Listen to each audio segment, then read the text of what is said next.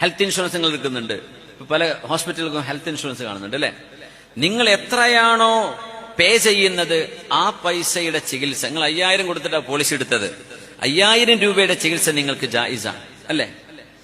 വലിയൊരു ട്രീറ്റ്മെന്റ് നിങ്ങൾക്ക് വേണ്ടി വന്നു, നിങ്ങളുടെ കയ്യിൽ കൊടുക്കാൻ പൈസ ഇല്ല, നിങ്ങൾക്ക് ഒരു നിലക്കും അത് പേ ചെയ്യാൻ കഴിയില്ല, മജ്ബൂറാണെന്ന് വിചാരിക്കുക. ആ സമയത്ത് ഒരു മനുഷ്യൻ ഇല്ലാ മൗതുരിർത്തും, നിങ്ങൾക്ക് ഗതികേട് കൊണ്ട് കുടുങ്ങിപ്പോയാൽ നിങ്ങൾക്ക് പന്നിമാംസം തിന്നാം എന്ന് ഖുർആൻ പറഞ്ഞോ? അതുപോലത്തെ ഒരവസ്ഥയിലാണെങ്കിൽ മാത്രമേ നമുക്ക് ആ പോളിസി കൊണ്ട് ഉപകാരം എടുക്കാൻ പറ്റുള്ളൂ. കാരണം അത് നമ്മുടെ പൈസയല്ല, ഒരുപാട് ആളുകളുടെ കാശാണ്. അതും ലോട്ടറിയൊക്കെ ഒരുപോലെയാണ്, അതല്ലെങ്കിൽ അതിന് സമാനമാണ്. അത് പിന്നെ ബൈത്തുൽ മാലാണെന്നൊക്കെ പറഞ്ഞിട്ട് ഓരോരുത്തർ വെറുതെ പച്ച നുണ പറഞ്ഞ് വ്യാഖ്യാനിക്കുന്നുണ്ട്. അത് ബൈത്തുൽ മാലല്ല, ബൈത്തുൽ മാൽ വേറെയാണ്. അതുകൊണ്ട് ശ്രദ്ധിക്കുക. നമുക്ക് ആ പോളിസിയുടെ എമൗണ്ട് എത്രയാണോ അത് നിങ്ങളുടെ ഹക്കാണ്. അതിലേറെ വരുന്നത് നിങ്ങളെ കൊണ്ട് പേ ചെയ്യാൻ പറ്റും, നിങ്ങൾ പേ ചെയ്തേ പറ്റൂ.